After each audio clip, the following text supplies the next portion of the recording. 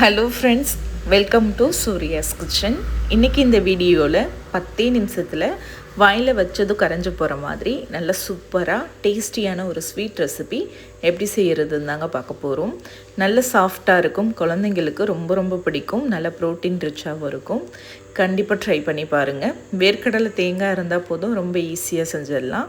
இப்போ இந்த ஸ்வீட் செய்கிறதுக்கு அடிசமமான ஒரு பிளேட் எடுத்துக்கோங்க.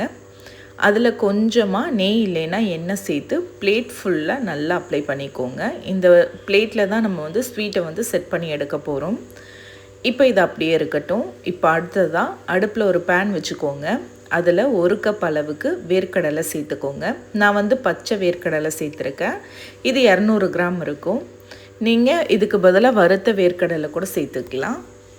இப்போ இந்த வேர்க்கடலையை அடுப்பை மீடியம் ஃப்ளேமில் வச்சு ஒரு 3 நிமிஷத்துக்கு நல்லா வறுத்தெடுத்துக்கோங்க. வறுத்த வேர்க்கடலைனா அதிக நேரம் வறுக்க தேவையில்லை, லைட்டாக சூடேற அளவுக்கு மட்டும் வறுத்தா போதும். இப்போது வேர்க்கடலை பாருங்கள், அந்த மேல் தோல் நல்லா இந்த மாதிரி பிரிஞ்சு வர அளவுக்கு வறுத்தெடுத்துக்கோங்க.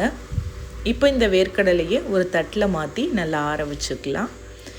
இப்போ இது முழுமையாக ஆறட்டும். இது நல்லா சூடு ஆறுனதுக்கப்புறமா மேல் தோலை நீக்கி எடுத்துக்கோங்க. இந்த மாதிரி இப்போது இந்த வேர்க்கடலையை அப்படியே ஈரமில்லாத ட்ரையான ஒரு மிக்ஸி ஜாரில் சேர்த்துக்கோங்க. இது கூடவே 1 கப் அளவுக்கு டெசிகேட்டட் கோகோனட் சேர்த்துக்கோங்க. காய்ந்த தேங்காய் துருவல். நீங்கள் இதுக்கு பதிலாக ஃப்ரெஷ்ஷான தேங்காய் துருவல் இருக்குன்னா நீங்கள் வறுத்துட்டு சேர்த்துக்கோங்க. இது கூடவே ஒரு 1/4 கப் அளவுக்கு பால் பொடி சேர்த்துக்கோங்க. கூடவே 1/4 டீஸ்பூன் ஏலக்காய் தூள் இல்லைன்னா ஏலக்காயோடைய விதை எடுத்து சேர்த்துக்கோங்க. ஒரு சிட்டிகை உப்பு சேர்த்துட்டு இப்போ இது எல்லாத்தையும் சேர்த்து நல்லா அரைச்சி எடுத்துக்கோங்க. இந்த மாதிரி நைஸான பவுடர் ஆகிற அளவுக்கு அரைச்சிக்கோங்க. இப்போ இது கூட 2 டீஸ்பூன் அளவுக்கு கொக்கோ பவுடர் சேர்த்துக்கலாம். சாக்லேட் ஃப்ளேவரில் இருக்கும், குழந்தைங்க விரும்பி சாப்பிடுவாங்க. ஒருவேளை உங்ககிட்ட கொக்கோ பவுடர் இல்லைன்னா நீங்கள் ஸ்கிப் பண்ணிக்கலாம். இப்போ அடுப்பில் ஒரு பேன் வச்சுட்டு அதில் 1 கப் சர்க்கரை சேர்த்துக்கோங்க. 1/2 கப் தண்ணி சேர்த்துக்கோங்க. சேர்த்துட்டு சர்க்கரையை நல்லா கரைச்சி எடுத்துக்கோங்க. சர்க்கரை முழுமையாக கரைஞ்சதுக்கப்புறமா விரலில் தொட்டு செக் பண்ணி பாருங்கள், ஒரு கம்பி பதம் வரணும்.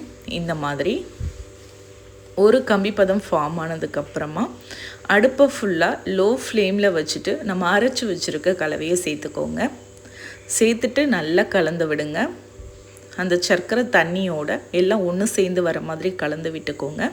அது வரைக்கும் அடுப்பு லோ ஃப்ளேம்லேயே இருக்கட்டும். இப்போ பாருங்கள், எல்லாமே ஒன்று சேர்ந்து வந்துருச்சு. இப்போ இந்த பதம் வந்ததும் அடுப்பை ஆஃப் பண்ணிக்கோங்க. அந்த பேனோட சூட்லேயே நம்ம கலந்து விட்டுக்கலாம். கரெக்டாக நீங்கள் ஒரு கம்பி பதம் எடுத்தீங்கன்னா உங்களுக்கு பர்ஃபி மாதிரி கட் பண்ணுறதுக்கு அழகாக வரும். இப்போ இதை எடுத்து நம்ம நெய் தடவி வச்சுருக்க பிளேட்டில் சேர்த்துக்கலாம். சேர்த்துட்டு இப்போது இதை நல்லா பரப்பி விட்டு சமப்படுத்திக்கோங்க. மேலே ஈவனாக இருக்க மாதிரி சமப்படுத்திட்டு இப்போ இதுக்கு மேலே கொஞ்சமாக பொடியாக நறுக்கின பாதாம் இல்லை பிஸ்தா, உங்ககிட்ட என்ன நட்ஸ் இருக்கோ அதை பொடியாக நறுக்கி மேலே தூவி விடுங்க. இந்த மாதிரி செய்யும்போது பர்ஃபி பார்க்குறதுக்கு அழகாக இருக்கும். நம்ம சாப்பிடும்போதும் வாயில் கடிப்படும். இப்போ இதை அப்படியே லைட்டாக அழுத்தி விட்டுட்டு நல்லா இதை ஆற வச்சுக்கலாம். கொஞ்சம் சூடு ஆறட்டும். முழுமையாக சூடு ஆற தேவையில், லைட்டாக சூடு ஆறினதுக்கப்புறமா கத்தி வச்சு உங்களுக்கு விருப்பமான ஷேப்பில் கட் பண்ணிக்கோங்க. நான் ஃபஸ்ட்டு இந்த மாதிரி நேராக கட் பண்ணிவிட்டு அதுக்கப்புறமா கிராஸாக கட் பண்ணுறேன். அப்போ டைமண்ட் ஷேப்பில் நம்மளுக்கு பர்ஃபி கிடைக்கும். உங்களுக்கு விருப்பமான ஷேப்பில் நீங்கள் கட் பண்ணிக்கலாம். இப்போ இது முழுமையாக ஆறுனதுக்கப்புறமா இந்த மாதிரி ஒரு பர்ஃபி நீங்கள் எடுத்துட்டிங்கன்னா அதுக்கப்புறம் ஈஸியாக எடுக்க வந்துடும். இப்போ அவ்வளோதான் பாருங்கள், வேர்க்கடலை தேங்காய் கொக்கோ பவுடர் சேர்த்து சூப்பரான ஒரு ஸ்வீட் ரெடி ஆயிருச்சு. இது சாப்பிட்றதுக்கு அப்படியே சாக்லேட் ஃப்ளேவரில் ரொம்ப நல்லாயிருக்கும். குழந்தைங்கள்லாம் விரும்பி சாப்பிடுவாங்க. கண்டிப்பாக நீங்கள் இந்த ரெசிபியை ட்ரை பண்ணி பாருங்கள். ட்ரை பண்ணிவிட்டு எப்படி வந்ததுன்னு மறக்காமல் கமெண்ட்டில் சொல்லுங்கள். ரெசிபி பிடிச்சிருந்தா லைக் பண்ணி ஷேர் பண்ணி சப்ஸ்கிரைப் பண்ணிக்கோங்க. இதே மாதிரி நாளைக்கு சூப்பரான ரெசிபியோடு நான் உங்களை மீட் பண்ணுறேன். தேங்க்யூ ஃபார் வாட்சிங்.